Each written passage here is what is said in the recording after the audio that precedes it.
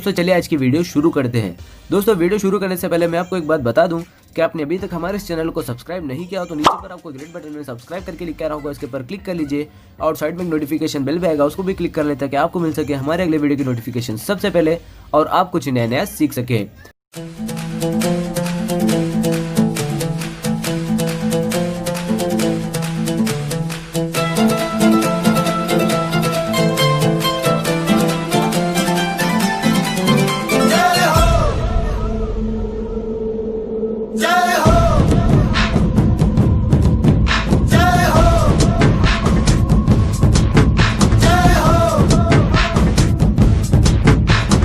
आजा आजा जिंद शामी आने के तले, आजा जरी वाले नीले आसमाने के तले। जय हो जय हो। आजा आजा जिंद शामी आने के तले, आजा जरी वाले नीले आसमाने के तले। जय हो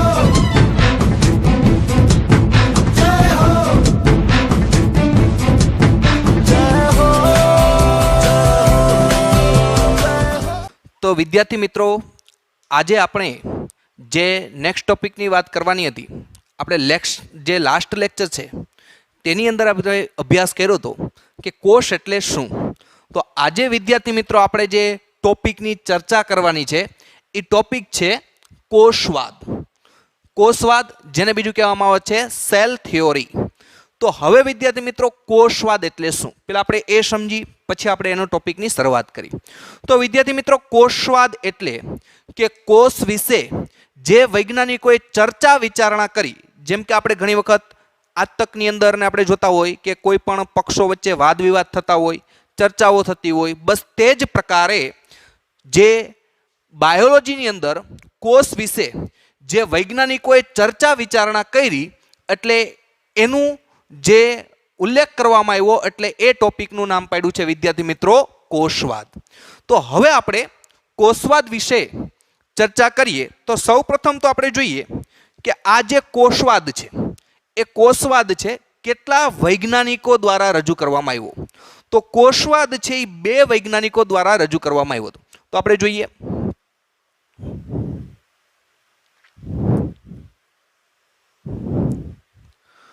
तो आपणे जोईए विद्यार्थी मित्रों के जे कोषवाद छे, कोषवाद आ कोषवाद छे केटला वैज्ञानिको द्वारा रजू करवामां आव्यो हतो तो के बे वैज्ञानिको द्वारा कोषवाद छे ते रजू करवामां आव्यो हतो। तो आपणे लखी के कोषवाद बे वैज्ञानिको द्वारा कोषवाद ने रजू करवामां आव्यो हतो। तो आपणे जोईए विद्यार्थी मित्रों के जे कोषवाद छे ए कोषवाद केटला वैज्ञानिको द्वारा तो के बे वैज्ञानिको द्वारा कोषवाद रजू करवामां आव्यो। तो आपणे बंने वैज्ञानिकोना नाम जोई के बे वैज्ञानिको क्या क्या हता। एक हतुं मैथियस स्वीडन। आपणे जोईए बे वैज्ञानिको क्या क्या हता। पेलो वैज्ञानिक हतो ते छे मैथियस स्वीडन। तो मैथियस स्वीडन नामनो वैज्ञानिक हतो जे क्या देशनो वतनी हतो तो के भाई जर्मन देशनो वतनी हतो। क्या देशनो वतनी हतो? जर्मन देशनो वैज्ञानिक हतो अने ए उपरांत ते एक वनस्पति शास्त्री हतो।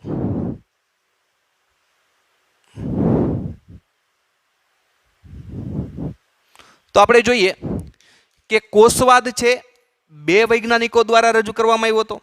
आ बे वैज्ञानिको क्या क्या तो के एक वैज्ञानिक छे जेनुं नाम छे मैथियस स्वीडन। क्या देशनो वतनी हतो? जर्मन देशनो वतनी हतो। अने शुं हतो? प्राणीशास्त्री के वनस्पति शास्त्री? तो के ते वनस्पति शास्त्री हतो अने एने कोषवादनी जे चर्चा करी ते साल हतुं 1838 ની અંદર एने कोष विશે चर्चाओ करी। 1838 में। तो विद्यार्थी मित्रों आपणे जोईए के बीजो वैज्ञानिक हतो ए बीजा वैज्ञानिकनुं नाम हतुं थियोडर श्वान। बीजा वैज्ञानिकनुं नाम हतुं थियोडर श्वान।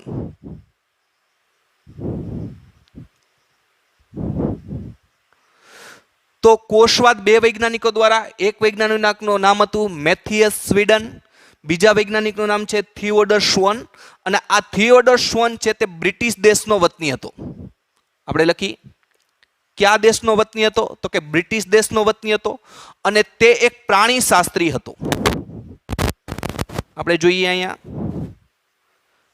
કે તે શું હતો? તો કે પ્રાણી શાસ્ત્રી હતો, અને એને જે કોષવાદ રજૂ કર્યો તે લગભગ આ જ સમય દરમિયાન એટલે કે 1839ની સાલમાં તેને કોષવાદ રજૂ કર્યો.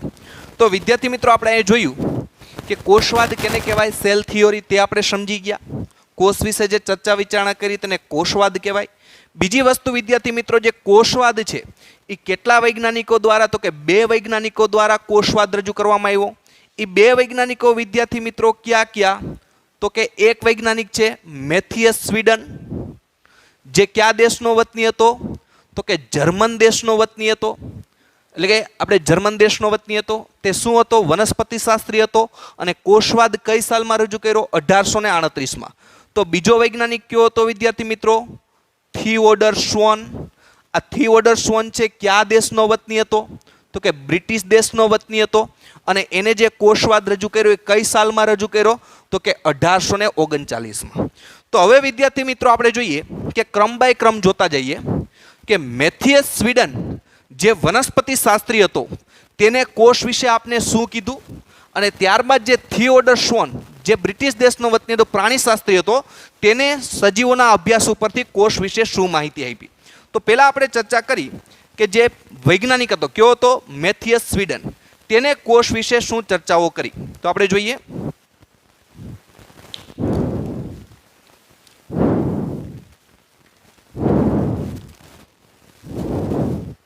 મેથિયસ સ્વીડન. તો આ જે મેથિયસ સ્વીડન નામનો વૈજ્ઞાનિક હતો તેને જણાવ્યું હતું, તેને સૌ પ્રથમ આપને ખબર છે કઈ સાલમાં? આપણે લખતા જઈએ કઈ સાલમાં? 1838માં. કયા દેશનો વતની હતો? તો આપને ખબર જ છે કે જર્મન વનસ્પતિ શાસ્ત્રી દ્વારા. ક્યાં હતો? જર્મન દેશનો, એટલે કે જર્મન વનસ્પતિ શાસ્ત્રી દ્વારા. કે આ જે જર્મન દેશનો વનસ્પતિ શાસ્ત્રી હતો તેને જેનું નામ શું હતું? તો કે મેથિયસ સ્વીડન, અને એને ઘણી બધી વનસ્પતિઓનો અભ્યાસ કર્યો. તો આ જે વનસ્પતિ શાસ્ત્રી હતો તે ઘણી બધી વનસ્પતિઓનો અભ્યાસ કર્યો. આપણે લખી ઘણી બધી વનસ્પતિઓનો અભ્યાસ કર્યો. તો એનો મતલબ એમ કે જે મેથિયસ સ્વીડન નામનો વૈજ્ઞાનિક છે તેને 1838માં જર્મન વનસ્પતિ શાસ્ત્રી હતો, તેને ઘણી બધી એટલે એક કરતાં વધુ વનસ્પતિઓનો અભ્યાસ કર્યો. અને આ જે ઘણી બધી વનસ્પતિઓનો અભ્યાસ કર્યો, જુદી જુદી વનસ્પતિઓ લીધી અને જુદી જુદી વનસ્પતિઓનો સૂક્ષ્મદર્શક યંત્ર વડે અભ્યાસ કર્યો. ત્યારબાદ વિદ્યાર્થી મિત્રો એને નોંધ્યું કે જે વનસ્પતિ છે તે વિવિધ કોષોની બનેલી છે. ત્યારબાદ એને એક તારણ કાઢ્યું એની ઉપરથી, અને એ તારણ વિદ્યાર્થી મિત્રો શું કાઢ્યું? તો કે જે વનસ્પતિ છે એ વનસ્પતિ છે જુદા જુદા કોષોની બનેલી છે. તો એને તારણ કાઢ્યું. આપણે લખી કે વનસ્પતિ જુદા જુદા કોષોની બનેલી છે.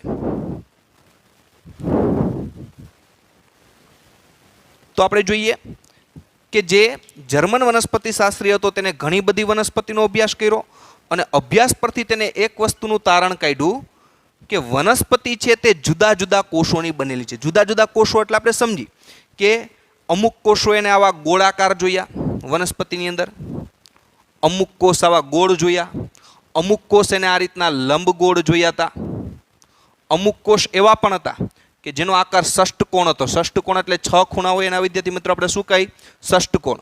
એટલે જ્યારે જર્મન દેશનો વનસ્પતિ શાસ્ત્રી જે મેથિયસ સ્વીડન હતો તેને ઘણી બધી વનસ્પતિનો અભ્યાસ કર્યો, એટલે એને જોયું કે વનસ્પતિની અંદર એક પ્રકારના કોષ નહોતા, એટલે કે એક જ આકારના કોષ નહોતા, પણ જુદા જુદા આકારના કોષ હતા. એટલે કે અલગ અલગ આકારના તેને કોષો જોયા, એટલે એને કીધું કે વનસ્પતિ છે એ જુદા જુદા કોષોની બનેલી છે. અને એ ઉપરાંત એ પણ કીધું કે વનસ્પતિમાં કોષો ભેગા થઈને પેશીનું સર્જન કરે છે. તો આપણે જોઈએ કે આ કોષો શું કરે છે, તો આપણે કહીએ કે જુદા જુદા પ્રકારના કોષો છે, તો તે વનસ્પતિમાં પેશીનું સર્જન થાય છે. આપણે જોઈએ કે વનસ્પતિમાં પેશીનું સર્જન થાય છે. વિદ્યાર્થી મિત્રો, પેશીનું સર્જન થાય છે, તો પેશીનો મતલબ આપને ખ્યાલ છે કે નહીં? આપણે પહેલા લેક્ચરની અંદર જોઈ ગયા હતા, છતાં પણ તમને બતાવી દઉં. જેમ કે આ ગોળાકાર કોષ હોય, તો આ બધા ગોળાકાર કોષ છે એ ભેગા થઈને શેની રચના કરતા હોય, તો કે એના ફરતે આવરણ હોય, એટલે આ શું બની ગઈ કહેવાય? પેશી. તો એવી રીતે માનો કે આ ષષ્ઠકોણ આકારના કોષ હોય, તો માનો કે આ ષષ્ઠકોણ આકારના કોષ છે. આ ષષ્ઠકોણ આકારના ઘણા બધા કોષો ભેગા થાય, અને ઘણા બધા કોષો ભેગા થઈને શું બનાવતી હોય, તો આપણે કહી શકીએ કે આ ષષ્ઠકોણ આકારના કોષો ભેગા થઈને શું બનાવતી હોય? પેશી બનાવતી હોય. તો આ રીતના એને નોંધ્યું કે વનસ્પતિમાં જુદા જુદા કોષોની બનેલી છે, અને આ ઉપરાંત વનસ્પતિમાં શેનું સર્જન થાય છે? કોષો ભેગા થઈને પેશીનું સર્જન થાય છે. તો આ તો વિદ્યાર્થી મિત્રો વાત થઈ કેની? મેથિયસ સ્વીડને, કે એને કોષ વિશે જે ચર્ચા કરી તેનો આપણે અભ્યાસ કર્યો. હવે આપણે જોઈએ કે બીજો પણ વૈજ્ઞાનિક હતો. કયો વૈજ્ઞાનિક હતો? તો કે થિયોડર શ્વોન. આપણે બીજા વૈજ્ઞાનિક વિશે લખી, તેનું નામ હતું થિયોડર શ્વોન. થિયોડર શ્વોન. તો હવે વિદ્યાર્થી મિત્રો આપણે જોઈએ કે જે થિયોડર શ્વોન હતો તેને કોષવાદ કઈ સાલમાં રજૂ કર્યો? તો કે લગભગ એ જ સમયમાં એટલે કે 1800માં જ આપણે જોઈએ કે 1838ની જગ્યાએ 1839માં તેને કોષવાદ રજૂ કર્યો. કયા દેશનો વતની હતો? તો કે ભાઈ બ્રિટિશ દેશનો વનસ્પતિ એટલે કે કેવો હતો? તો કે પ્રાણીશાસ્ત્રી હતો. આપણે જોઈએ બ્રિટિશ દેશનો વતની હતો અને પ્રાણીશાસ્ત્રી હતો. તો હવે આપણે જોઈએ કે ભાઈ થિયોડર શ્વોન તો પ્રાણીશાસ્ત્રી હતો, તો આપને ખબર જ હોય કે તેને શું કર્યું? તો કે 1838માં બ્રિટિશ પ્રાણીશાસ્ત્રી હતો, તેને જુદા જુદા પ્રાણીઓનો અભ્યાસ કર્યો. જેમ થિયોડર જે આપણે જોઈએ કે મેથિયસ સ્વીડને શેનો અભ્યાસ કર્યો તો? વનસ્પતિઓનો. એમ થિયોડર શ્વોને શેનો અભ્યાસ કર્યો? કે જુદા જુદા પ્રાણીઓનો અભ્યાસ કર્યો. તો આપણે એ લખી કે આ જે 1839માં બ્રિટિશ પ્રાણીશાસ્ત્રી હતો તેને જુદા જુદા પ્રાણીઓનો અભ્યાસ કર્યો.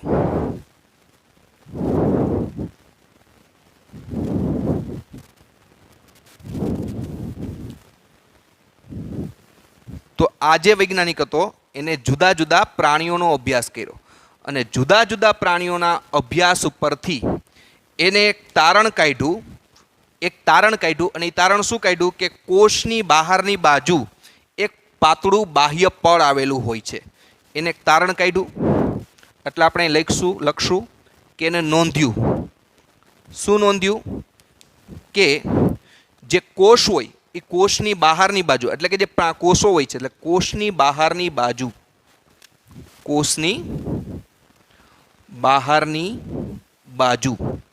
શું આવેલું હોય છે? એકદમ પાતળું બાહ્ય પડ હોય છે. પાતળું બાહ્ય પડ હોય છે. એટલે વિદ્યાર્થી મિત્રો આ રીતના આપણે જોઈએ આકૃતિ દ્વારા. માનો કે આ થિયોડર શ્વોન હતો, તેને જુદા જુદા પ્રાણી કોષનો અભ્યાસ કર્યો એટલે એને જોયું. આપણે જોઈએ અહીંયા કે માનો કે આ કોષ છે, આપણે ગોળાકાર કોષ જ લઈએ એટલે આપણે ખ્યાલ આવે. માનો કે આ કોષ છે, તો એને જોયું કે આ જે કોષ છે એ કોષના ફરતે બહારની બાજુ, તો આપણે જોઈએ કે આ કોષ છે તો બહારની બાજુ કયું થયું? આ છેડાનો વિસ્તાર થયો. બહારની બાજુ આ કોષને ફરતે આવું એક એને બહાર પાતળું પડ જોવા મળ્યું. તમે જોઈ શકો છો વિદ્યાર્થી મિત્રો તમે કે આ કોષને ફરતે બહારની બાજુ શું આવેલું છે? એક પાતળું પડ આવેલું છે. આ કહેનાર વૈજ્ઞાનિક કોણ હતો? થિયોડર શ્વોન. અને આ જે બહારનું પડ છે પાતળું, એને આપણે અત્યારે અભ્યાસ પ્રમાણે શું કહીએ છીએ? કોષ રસ પટલ કહીએ છીએ. આ બહારના પડને અત્યારે આપણે શું કહીએ છીએ? કોષ રસ પટલ. તો વિદ્યાર્થી મિત્રો કે આપણે જોયું કે અહીંયા જે કોષની બહારની બાજુએ પાતળું પડ જોયું હતું. કેને જોયું હતું? થિયોડર શ્વોને. એને નોંધ્યું કે કોષની બહારની બાજુ પાતળું બાહ્ય પડ આવેલું હોય અને આ બાહ્ય પડને આપણે અત્યારના સમય પ્રમાણે શું કહીએ છીએ તો કે અત્યારે આપણે એને કોષરસ પટલ તરીકે ઓળખીએ છીએ. તેને આપણે શું કહીએ છીએ? કોષરસ પટલ. જેમ કે અહીં આપેલું છે વિદ્યાર્થી મિત્રો, બ્લેક કલરથી તમને દોરેલું પણ છે એટલે ખ્યાલ આવે કે આ કોષ હતો. કોષને ફરતે આવું બાહ્ય પાતળું પડ આવેલું હોય છે અને આ જે પાતળું બાહ્ય પડ છે એને વિદ્યાર્થી મિત્રો આપણે શું કહીએ છીએ? અત્યારે કોષરસ પટલ કહીએ છીએ. તો હવે વિદ્યાર્થી મિત્રો બીજું આપણે જોઈએ કે તદુપરાંત આ જે થિયોડર શ્વોન હતો તેને પ્રાણી શાસ્ત્ર હતો એટલે પ્રાણીઓનો તો અભ્યાસ કર્યો જ તો, પણ સાથે સાથે થોડીક વનસ્પતિ પેશીઓનો પણ એને અભ્યાસ કર્યો હતો. તો આપણે જોઈએ કે થિયોડર શ્વોને પ્રાણીઓનો તો અભ્યાસ કર્યો જ તો, પણ સાથે સાથે કેનો કર્યો હતો તો કે થોડી ઘણી આપણે જોઈએ કે વનસ્પતિ પેશીઓનો પણ અભ્યાસ કર્યો હતો. તો આપણે જોઈએ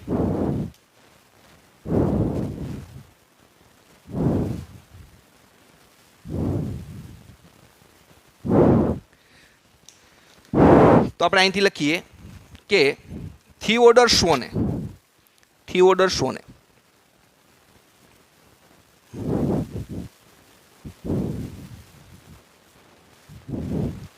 વનસ્પતિ પેશીઓનો પણ અભ્યાસ કર્યો. વનસ્પતિ પેશીઓનો પણ અભ્યાસ કર્યો.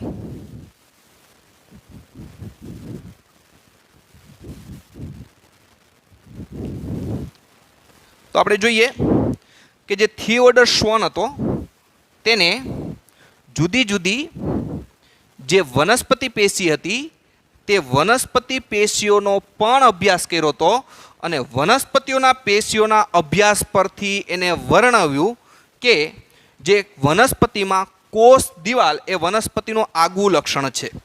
તો આપણે જોઈએ કે થિયોડર શ્વોને વનસ્પતિ પેશીઓનો પણ અભ્યાસ કર્યો અને વનસ્પતિના પેશીઓના અભ્યાસ પરથી આ વૈજ્ઞાનિકે જણાવ્યું કે વનસ્પતિ કોષમાં કોષ દિવાલ તે તેનું આગવું લક્ષણ છે. તો વનસ્પતિ કોષમાં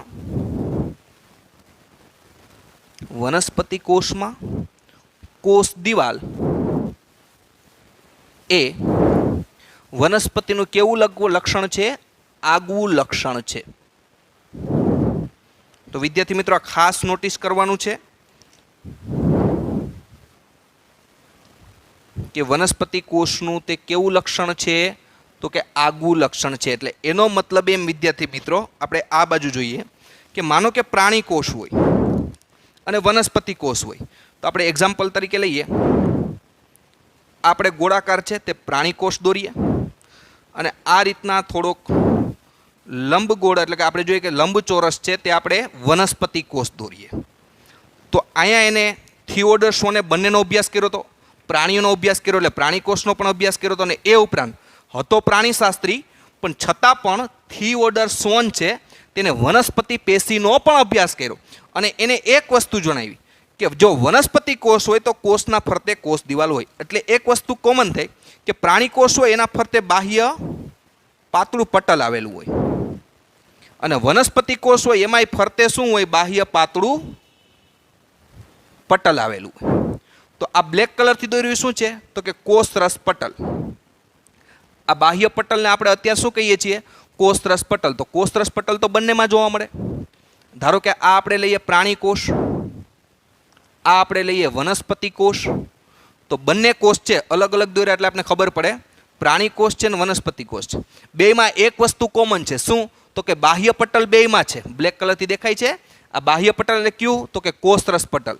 પણ વનસ્પતિ કોષમાં એક બીજી વસ્તુ ખાસ હતી કે કોષની કોષરસ પટલની ફરતે વરી પાછી શું આવેલી હતી? કોષ દિવાલ આવેલી હતી. તો આપણે જોઈએ અહીંયા તો માનો કે આ વનસ્પતિ કોષના ફરતે આ રીતના ફરીથી એક એને પટલ જોયું જેનું નામ આપ્યું એને કોષ દિવાલ. આપણે લખીએ અહીંયા એનું શું નામ આપી દીધું? એને કોષ દિવાલ. તો એક વસ્તુ વિદ્યાર્થી મિત્રો ખાસ આપણે નોટિસ કરવાની છે. પહેલી વસ્તુ કે ભાઈ કોષરસ પટલની શોધ કોને કરી? તો કે થિયોડર શ્વોન. તો આ કોષરસ પટલ છે એ વનસ્પતિ કોષ અને પ્રાણી કોષ બંનેમાં હોય, પણ આ તમને જે રેડ કલરથી દેખાય છે એ કોષ દિવાલ છે. આ કોષ દિવાલ માત્ર કેમાં હોય? વનસ્પતિ કોષમાં જ હોય, પ્રાણી કોષના ફરતે ક્યારેય કોષ દિવાલ હોતી નથી. આ વસ્તુ આપણે ખાસ નોટિસ કરવાનો છે MCQ માટે. ભૂલાય નહીં વિદ્યાર્થી મિત્રો, ફરીથી રિપીટ કરું છું, બરોબર સમજજો. જો પ્રાણી કોષ હોય તો એના ફરતે કોષ દિવાલ હોતી નથી, પણ કોષરસ પટલ હોય. અને વનસ્પતિ કોષમાં કોષરસ પટલ હોય. એટલે કે પ્રાણીનો કોષ હોય કે વનસ્પતિનો કોષ હોય, એમાં એક લક્ષણ સેમ છે. શું? તો કે બેયમાં કોષરસ પટલ હોય. પણ કોષ દિવાલ છે એ માત્ર વનસ્પતિ કોષમાં જ હોય, પ્રાણી કોષમાં કોષ દિવાલ હોતી નથી. એટલા માટે અહીંયા શું લખ્યું છે કે વનસ્પતિ કોષમાં કોષ દિવાલ એને કેવું લક્ષણ છે? આગવું લક્ષણ છે.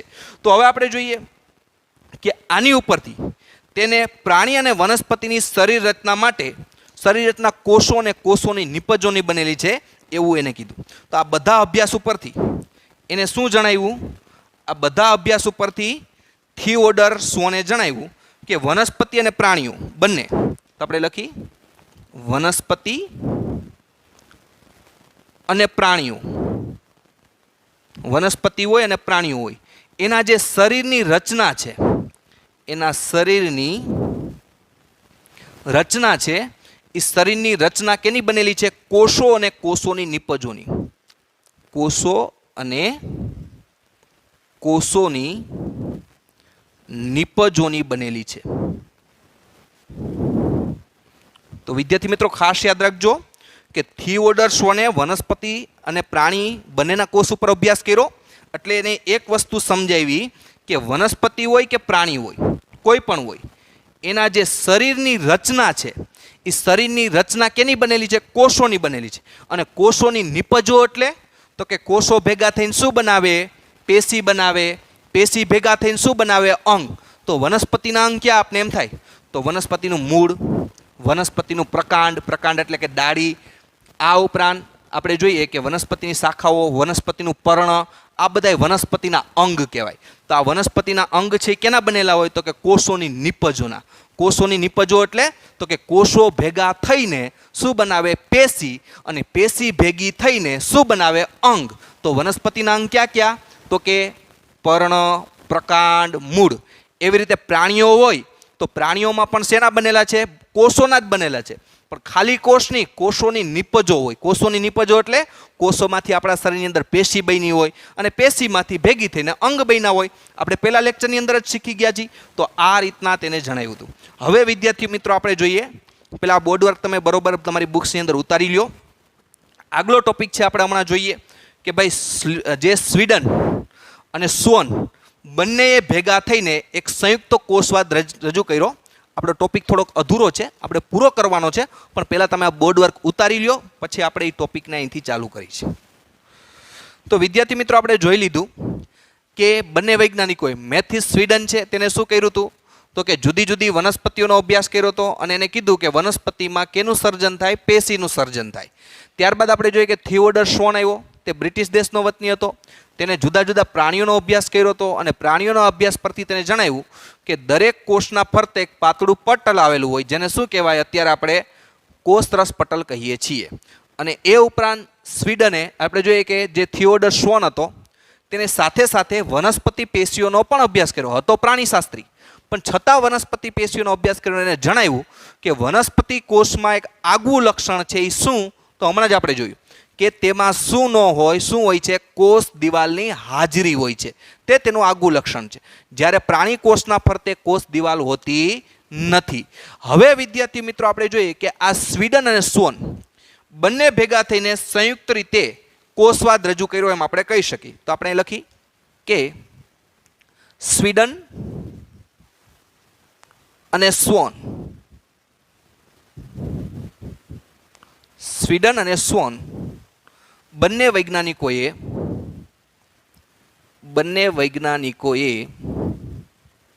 સંયુક્ત રીતે કોષવાદ રજૂ કર્યો. સંયુક્ત રીતે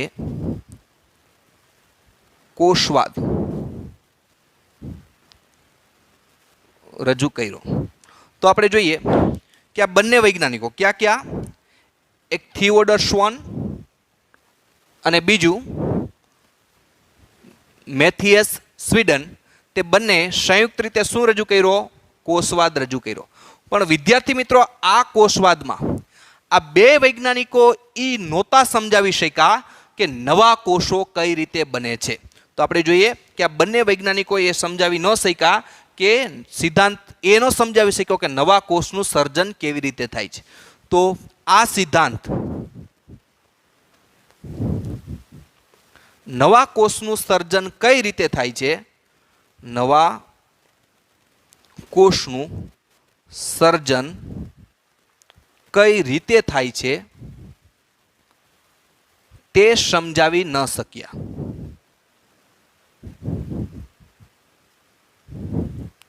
આ બંને વૈજ્ઞાનિકો એ વસ્તુ ન સમજાવી શક્યા કે જે નવો કોષ છે એ નવો કોષ બને છે કઈ રીતે, એ વસ્તુ સમજાવી શક્યા નહીં.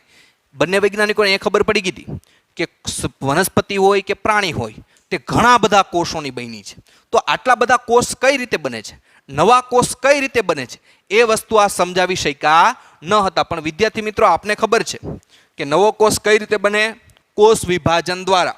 આપણે પહેલા લેક્ચરની અંદર જ ચર્ચા કરી ગયા છીએ. અને કોષ વિભાજન એટલે શું? તો કે એક કોષ હોય એકમાંથી બે બની જાય, બેમાંથી 4 બને, 4માંથી 8 બને, 8માંથી 2 બને એટલે કેટલા થાય? 16 બને. આ પ્રક્રિયાને કોષ વિભાજન કહેવાય. પણ એ સમયમાં આ વૈજ્ઞાનિકોને ખબર નહોતી પડતી કે આ નવા કોષો કઈ રીતે બને છે.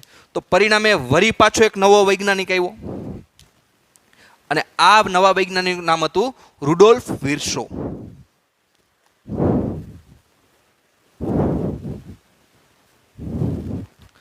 આ વૈજ્ઞાનિકનું નામ શું હતું? રુડોલ્ફ વિર્સો. અને આ વૈજ્ઞાનિકે કઈ સાલમાં? તો કે 1855ની સાલમાં નવો વૈજ્ઞાનિક આવ્યો રુડોલ્ફ વિર્સો.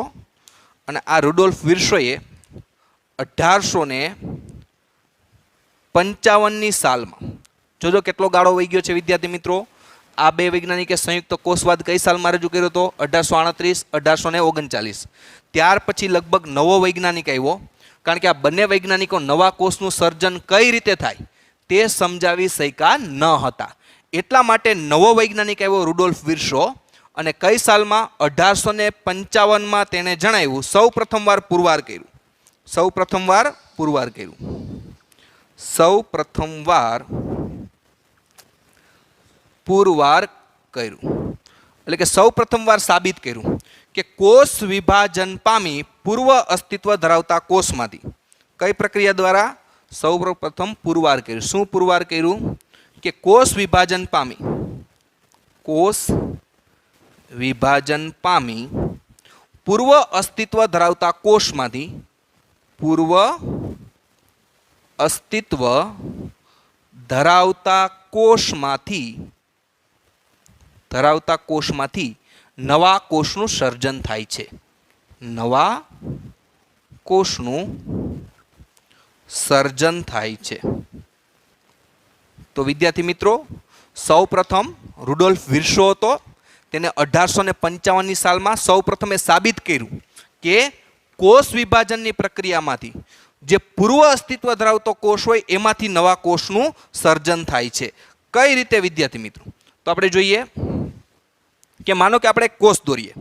અહીંયા આપણે ગોળાકાર કોષ દોરીએ. કેવા આકારનો છે? ગોળ આકારનો દોર્યો છે. તો આ કોષ હતો તો તેમાંથી શું થાય? કોષ વિભાજન. અને કોષ વિભાજનનો મતલબ વિદ્યાર્થી મિત્રો આપણે આગળ જ શીખી ગયા. કેને કહેવાય? તો આ એક કોષ હોય, આ એક કોષમાંથી કેટલા બની જાય? 2 કોષ. આને શું કહેવાય? કોષનું વિભાજન. એટલે કોષ વિભાજન, એકમાંથી 2 બને, 2માંથી કેટલા બને? 4 બને. એવી રીતે કે પૂર્વ અસ્તિત્વ ધરાવતા કોષમાંથી નવા કોષનું સર્જન થાય. તો આ એક કોષ છે, આ કોષનું વિભાજન થાય એટલે એકમાંથી કેટલા કોષ બને? 2. વળી પાછા આ 2 કોષ વિભાજન થાય એટલે 2માંથી કેટલા બને? 4. કેટલા બનશે? 4. અને વળી પાછું વિભાજન થાય એટલે 4માંથી કેટલા બને? 8. તો હવે જો વિદ્યાર્થી મિત્રો, આ 2 નવા કોષ બન્યા છે. નવા કોષ કઈ પ્રક્રિયા દ્વારા? આ પ્રક્રિયાને શું કહેવાય? કોષ વિભાજન. કોષ વિભાજન દ્વારા એકમાંથી 2 કોષ બન્યા. તો આ નવા 2 કોષ ક્યાંથી બન્યા? પૂર્વ અસ્તિત્વ ધરાવતા કોષમાંથી. તો આ 2 નવા કોષ બન્યા, એની પહેલાનો પૂર્વ અસ્તિત્વ ધરાવતો કોષ કયો હતો? આ ઉપરનો. તો આ કોષમાંથી આ 2 નવા કોષ બન્યા. તો આ જોજી વ્યાખ્યા વાંચોજી કે પૂર્વ અસ્તિત્વ ધરાવતા કોષમાંથી, જે પૂર્વ અસ્તિત્વ પહેલાથી જ આવેલો છે કોષ, એમાં શું થાય? કોષ વિભાજન. તો થયું કોષ વિભાજન અને નવા કોષો બની ગયા, 2 બની ગયા. તો હવે વિદ્યાર્થી મિત્રો અહીં જો ફરીથી આ 2 નવા કોષ છે. તો આ 2 નવા કોષ છે એનો પૂર્વ અસ્તિત્વ ધરાવતો કોષ કયો? તો આ ઉપરનો. અને આ 2 નવા કોષ છે તો એનો પૂર્વ અસ્તિત્વ ધરાવતો કોષ કયો? તો કે ઉપરનો. તો આ રીતના પૂર્વ અસ્તિત્વ ધરાવતા કોષમાંથી નવા કોષનું સર્જન થાય છે. અહીંયા પણ બોલી શકો, પૂર્વ અસ્તિત્વ ધરાવતા કોષમાંથી નવા કોષનું સર્જન થાય. આના માટે બોલવું હોય તો પૂર્વ અસ્તિત્વ ધરાવતા કોષમાંથી નવા કોષનું સર્જન થાય છે. તો આ પ્રક્રિયા સમજાવનાર સૌપ્રથમ વૈજ્ઞાનિક કોણ હતો? રુડોલ્ફ વિર્સો. અને કઈ પ્રક્રિયા દ્વારા? તો કે કોષ વિભાજન દ્વારા. તો આપણે MCQમાં પૂછાય કે કોષ વિભાજન સૌપ્રથમ સમજાવનાર વૈજ્ઞાનિક કોણ? તો શું આવશે? રુડોલ્ફ વિર્સો. હવે વિદ્યાર્થી મિત્રો કે તેઓએ જે સ્વીડન અને સ્વોન આને જે કોષવાદ રજૂ કર્યો હતો એ કોષવાદની એને પરિસંકલ્પનામાં સુધારો કર્યો. આપણે જોઈએ કે રુડોલ્ફ વિર્સોએ શું કામ કર્યું? તો કે સ્વીડન અને સ્વોન, સ્વીડન અને સ્વોન, સ્વોન આ બંને વૈજ્ઞાનિકોની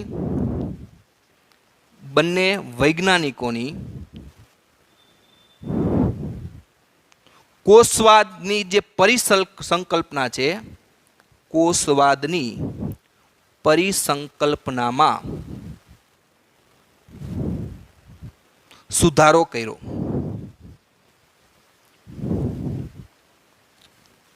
આપણે જોઈએ અહીંયા કે જે આ બંને વૈજ્ઞાનિકોએ કોષવાદના જે સિદ્ધાંતો પરિકલ્પના આપી તેમાં થોડોક શું કર્યો? રુડોલ્ફ વિર્સોએ સુધારો કર્યો. તો જોઈએ વિદ્યાર્થી મિત્રો એ સુધારો ક્યાં ક્યાં છે? તો એ સુધારાની અંદર એને જણાવ્યું કે પહેલી વસ્તુ એને સાબિત કરી. કઈ કઈ? તો કે દરેક કોષ છે, તો આજના સમયમાં આપણે જે કોષવાદ વિશે અભ્યાસ કરી છે, તો આજના સમયમાં કોષવાદ એટલે આપણે અહીંથી લખી ખ્યાલ આવે કે આજે સુધારો કર્યો. તો આપણે લખી આજના સમયમાં કોષવાદ. આજનો સમયનો કોષવાદ શું છે? તો એને જે પરિકલ્પના લાવી તેમાં સુધારો કર્યો. શું સુધારો કર્યો? પહેલી કે બધા જ જીવંત કોષો, બધા જ જીવંત સજીવો કોષ અને કોષની નિપજોના બનેલા છે. પહેલી વસ્તુ કીધી કે બધા જ જીવંત સજીવો કોષ અને કોષની નિપજના બનેલા છે. કોષ અને કોષની નિપજના બનેલા છે. આ પહેલી વસ્તુ સમજાવી. તો વિદ્યાર્થી મિત્રો બધા જ જીવન સજીવો એટલે કદાચ બેક્ટેરિયા લ્યો, પ્રાણી લ્યો, વનસ્પતિ લ્યો, આ બધા જ સજીવો કેના બન્યા છે? કોષના. અને કોષની નિપજો એટલે તમને ખબર જ છે, કોષમાંથી પેશી અને પેશીમાંથી શું બને? અંગ. તો આ બધી નિપજ તો કેની કહેવાય? કોષોની જ કહેવાય. કારણ કે અંગ ક્યારે બને? પેશી ભેગી થઈને. પેશી ક્યારે બને? કોષો ભેગા થઈને.